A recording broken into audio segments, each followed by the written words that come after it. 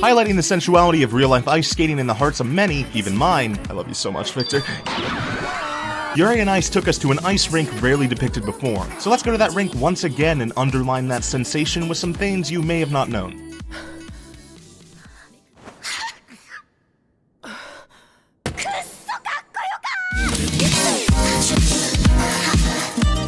All Japan winner Miyamoto Kenji choreographed all of the skaters' performances, and even worked directly with the main animation directors for the figure skating portions, Junpei Tachinaka and Eiji Abiko. He did this to ensure they understood the sensualities he wanted conveyed during specific performances. Kenji-san even worked with the sound directors and did many different skate moves and jumps for them to record, so almost all of the sounds of blades on ice that you hear in the show were actually done by Kenji.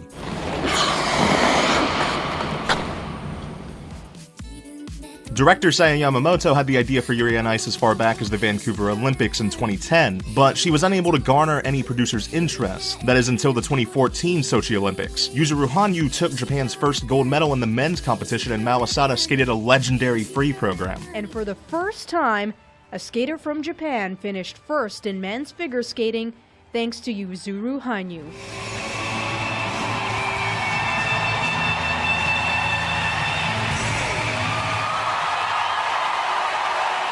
So with Japan's enthusiasm for ice skating at an all-time high, the beautiful performances of these professionals opened up the opportunity for Yuri on Ice to be greenlit, for Yuri on Ice to even exist.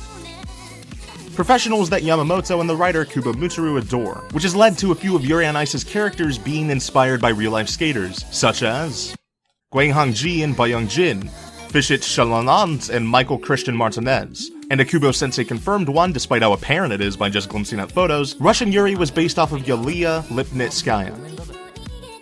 On the subject of Kubo, she was an already established mangaka before Yuri on Ice, but this was her first time working on an anime, so she stuck with what she knew best and wrote Yuri on Ice through names, which are basically just rough manga drafts. This is really unique since original anime tend to be based off of text forms since most anime writers aren't mangaka.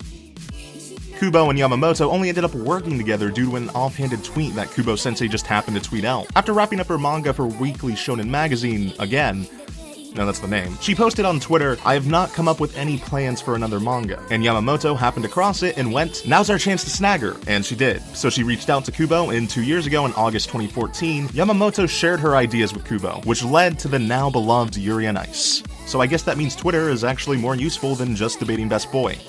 It's Victor. The beautifully rough opening was entirely key animated by a single person, specifically Sung-Hoo Park. And as if that wasn't impressive enough, he key animated it all in just 2 weeks. So yeah, some would say he was born to make history.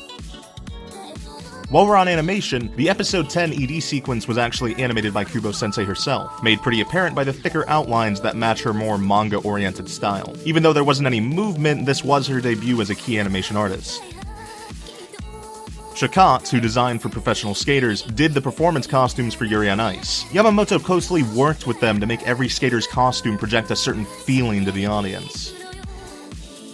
In fact, certain costumes were made specifically to show off the skaters' butts. Sagiri from Shikatsu made the hem of Yuri's jacket shorter in the back because, well, she figured Yuri has a nice butt. And yeah, Yuri does have a nice butt. Yamamoto even wrote butts next to certain storyboards to remind animators to emphasize in pronouncing the skaters' butts. Because, due to their training, skaters in real life do have extremely pronounced butts. And she just happens to know that skater butt is good content. And to end it all on Best Boy, in an interview, Kubo sensei said that Victor's appearance is based on the American actor and director John Cameron Mitchell. She was moved by Mitchell's fans' love for him after seeing a musical of his on Broadway. So thanks, John. Thanks for inspiring Victor's hairstyle, and making him all the more Eros.